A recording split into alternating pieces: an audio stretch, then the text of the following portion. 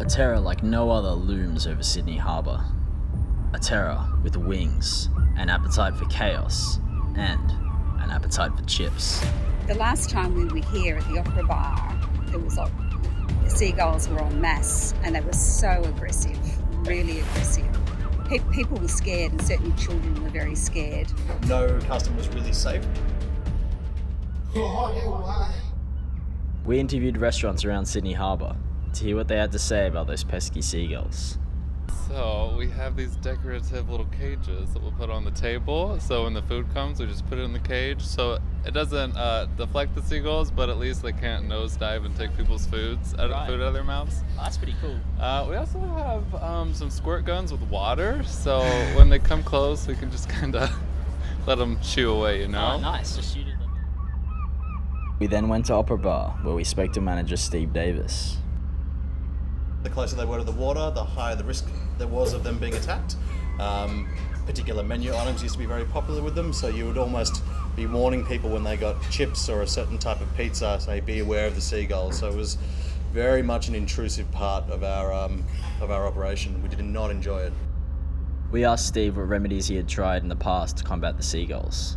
Tried a few things from very, very, lo-fi solutions through to expensive high-tech stuff. We've had a kite that was shaped like a hawk and we would fly it from the end of the seawall. We partnered with the Opera House and did a very tall robotic owl on top of a pole that had brief movements that it would do to try and scare the seagulls away. Okay. And they ended up perching on top of its head. The Opera Bar's next solution, a rather ingenious one, was to bring on a team of dogs to chase the seagulls away. The Seagull Patrol, as they have come to be known, are dogs hired through a company called Mad Dogs and Englishmen. We sat down with Kathleen from the company. We're primarily a dog walking business. We do a bit of dog training, but primarily we pick up a bunch of dogs during the day, we walk them and then drop them back home. The dogs would look at the birds and start chasing them in the parks that we were walking them at. And then we got approached by the Opera Bar and asked if we had a solution to getting rid of the seagull problem that they had. And we thought, yeah, we might as well try. So we brought a few dogs down here and tried getting rid of the birds, and it worked. And now we've been here for 2 years now. They've been so good.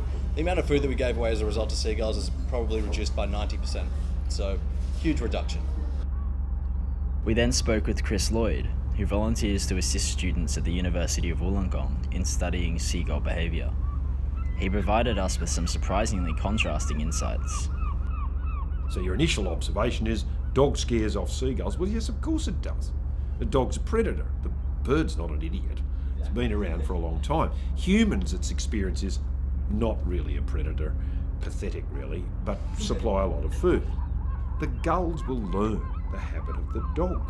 It's inevitable with all birds and those sorts of approaches. To a large extent, it doesn't work. It's a short-term fix that makes everybody in the restaurant business think, oh, great, they're gulls.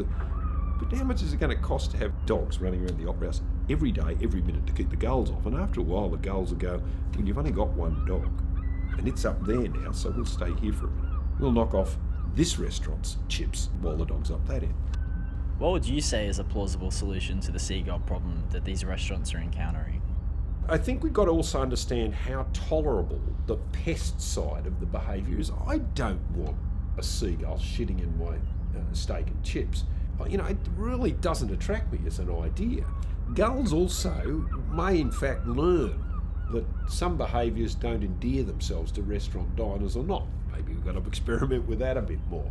But maybe we also have to think about how we dine and whether some things are just not possible all the time. What we've got to deal with is the human problem, not the seagull problem. You can't blame an animal for pursuing its natural habits and characteristics for you.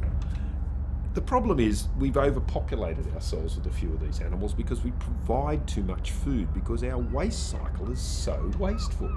We just chuck stuff on the ground or into bins. We don't run it through a food waste cycle. So we've got to do something anyway with the amount of waste we create and try and reduce the number of omnivores that want to feed off this waste. Learn how also to adapt to nature rather than destroy it. These are waste consumers because they're omnivorous animals and we're just giving them paradise. Our investigation has revealed two drastically differing perspectives on the communal impact of seagulls in Sydney. Whoever side you're on, one thing's for sure, your chips will never be safe.